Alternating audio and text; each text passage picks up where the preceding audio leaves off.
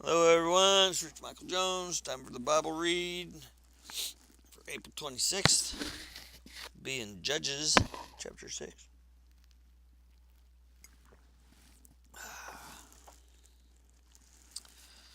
The Israelites did evil in the Lord's sight. Of course they did. So the Lord handed them over to the Midianites for 7 years. The Midianites were so cruel that the Israelites made hiding places for themselves in the mountain caves and strongholds. Wherever the Israelites planted their crops, marauders from Midian, Amalek, and the people of the east would attack Israel, camping in the land and destroying crops as far away as Gaza. They left the Israelites with nothing to eat, taking all the sheep, goats, cattle, and donkeys. These enemy hordes, coming with their livestock and tents, were as thick as locusts. They arrived on droves of camels, too numerous to count, and they stayed until the land was stripped bare, so Israel was reduced to starvation by the Midianites. And then the Israelites cried out to the Lord for help.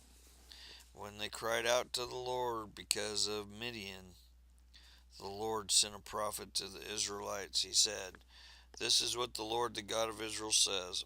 I brought you up out of the slavery of in Egypt. I rescued you from the Egyptians and from all who oppressed you. I drove out your enemies and gave you their land. I told you I am the Lord your God. You must not worship any other gods of the Amorites in whose land you now live, but you have not listened to me." Then the angel of the Lord came and sat beneath the great tree at Ophrah, which belonged to Josh of the clan of Abzer. Gideon, son of Josh, was threshing wheat at the bottom of the winepress to hide the grain from the Midianites, and the angel of the Lord appeared to him and said, "Mighty hero, the Lord is with you." "Sir," Gideon replied, "if the Lord is with us, why has all this happened to us? And where are all the miracles our ancestors told us about? Didn't they say the Lord brought us up out of Egypt? But now the Lord has abandoned us and handed us over to the Midianites." The Lord turned to him and said, "Go with the strength you have and rescue Israel from the Midianites. I am sending you." "But Lord," Gideon replied, "how can I rescue Israel? My clan is the weakest in the whole tribe of Manasseh, and I am the least in my entire family." The Lord said to him, "I will be with you, and you will destroy the Midianites as if you were fighting against one man." Gideon replied, "If you are truly going to help me, show me a sign to prove that it is really the Lord speaking to me. Don't go away until I come back and bring my offering to you." He answered, "I will stay here until you return." Gideon hurried home. He cooked a young goat, and with a basket of flour he baked some bread without yeast. And then, carrying the meat in a basket and the broth in a pot, he brought them out and presented them to the angel who was under the great tree. The angel of God said to him, "Place the meat and the unleavened bread on this rock and pour the broth over it." And Gideon did as he was told.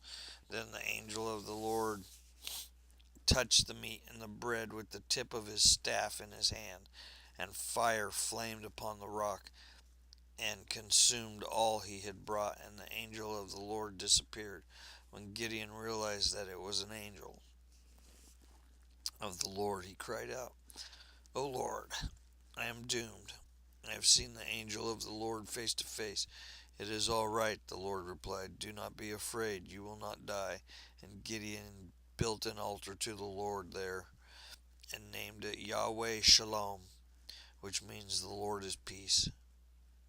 The altar remains in Ophrah in the land of the Clan Abazar to this day. That night the Lord said, "Gideon, take the second bull from your father's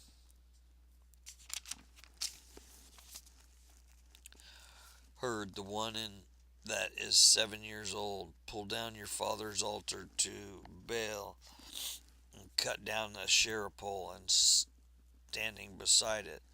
Then build an altar to the Lord your God there on his hilltop sanctuary, laying the stones carefully. Sacrifice the bull as a burnt offering on the altar, using as fuel the wood of the Asherah pole they cut down.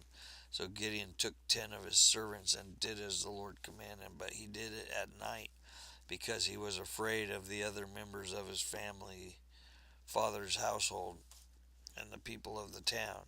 Early the next morning, as the people of the town began to stir, someone discovered that the altar of Baal had been broken down and that the Asherah pole beside it had been cut down. In their place, a new altar had been built, and on it were the remains of the bull that had been sacrificed.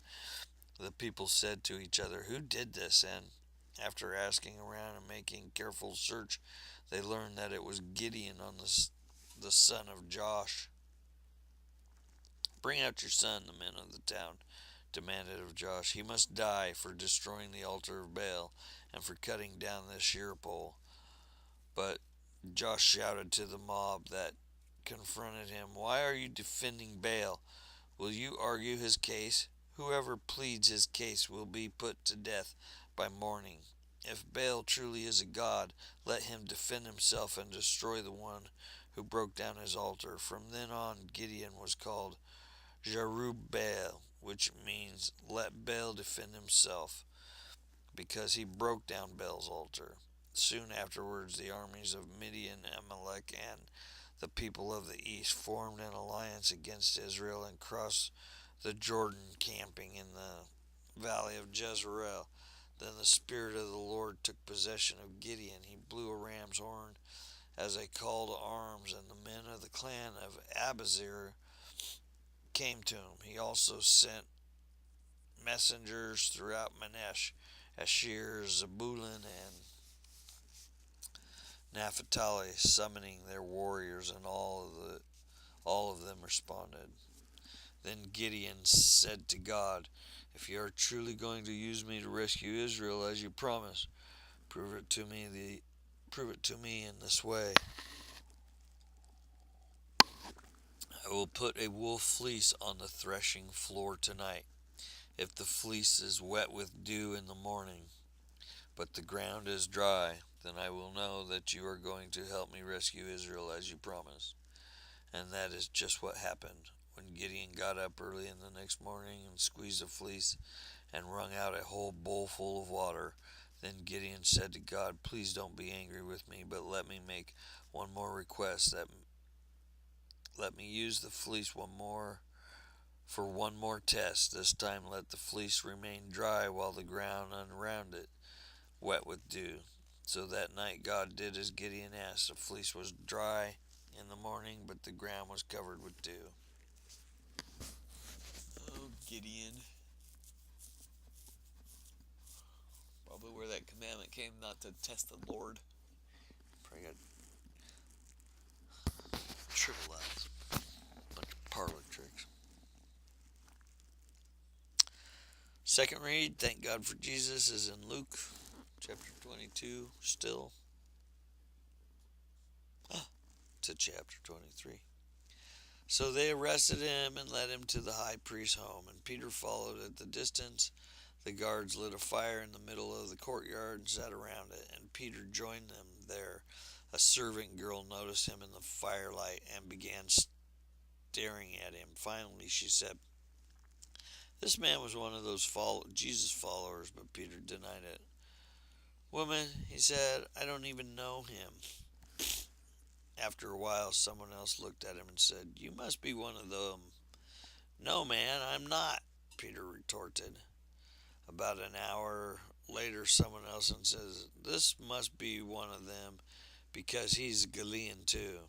But Peter said, "Man, I don't know what you're talking about." And immediately, while he was still speaking, the rooster crowed.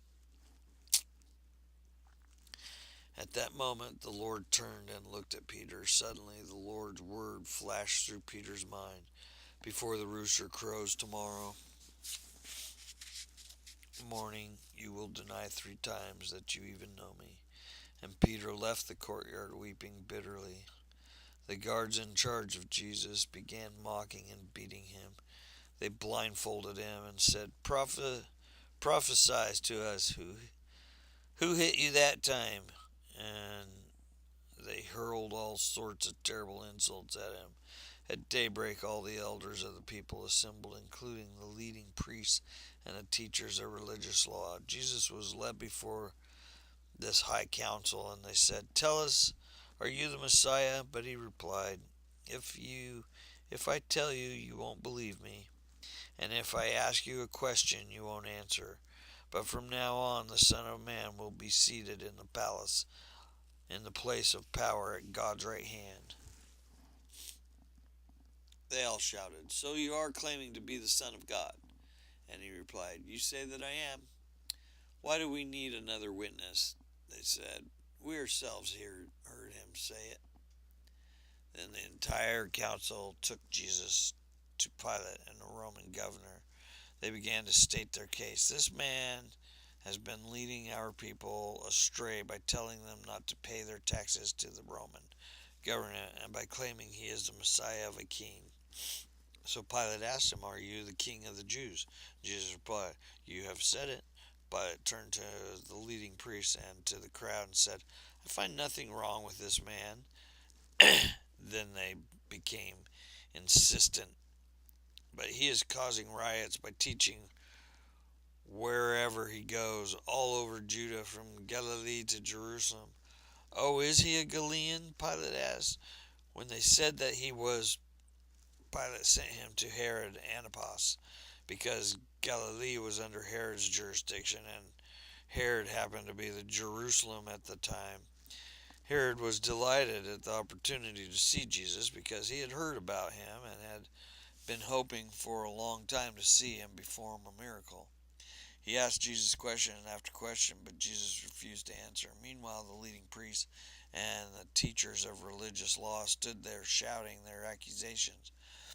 Then Herod and his soldiers began mocking and ridiculing Jesus. Finally, they put a royal robe on him and sent him back to Pilate.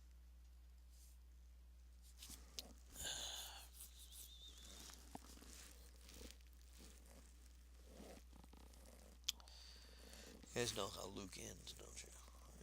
Jesus dies. Psalms. Come, let us sing to the Lord. Let us shout joyful to the rock of our salvation. Let us come to him with thanksgiving. Let us sing psalms of praise to him. For the Lord is a great God, a great King above all gods. He holds in his hands the depths of the earth, and the mightiest mountains. The sea belongs to him. For he made it, his hands formed it, and dry land too. Come, let us worship and bow down. Let us kneel before the Lord our Maker, for he is our God. We are the people he watches over, the flock under his care. If only you would listen to his voice today. The Lord says, don't harden your hearts as Israel did at Meribah, as they did at Massah in the wilderness. For there your ancestors tested and tried my patience, even though they saw everything I did. For 40 years I was angry with them, and I said, they are people whose hearts turn away from me.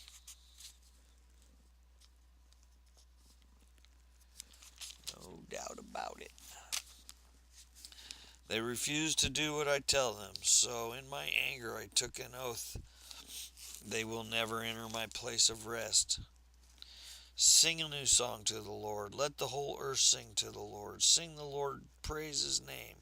Each day proclaim good news that he saves. Publish his glorious deeds among the nations. Tell everyone about the amazing things he does. Great is the Lord. He is most worthy of praise.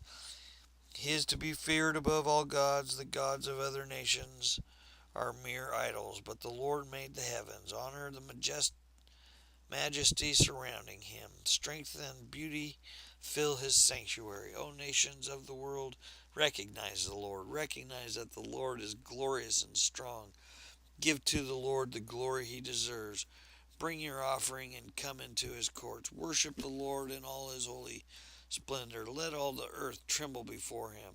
Tell all the nations, the Lord reigns. The world stands firm and cannot be shaken. He will judge all peoples fairly.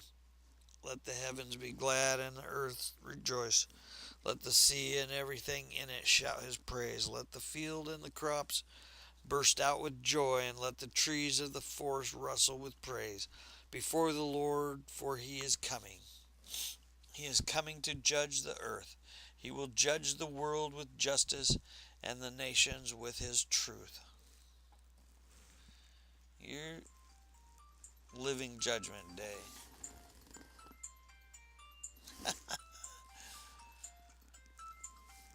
Proverbs: an honest witness does not lie, a false witness breathes lies. A mocker seeks wisdom and never finds it, but knowledge comes easily to those with understanding. God bless you. I love the bells. Notice how they came on right as he will judge the world with justice and the nations with his truth. Because you're living it right now, people.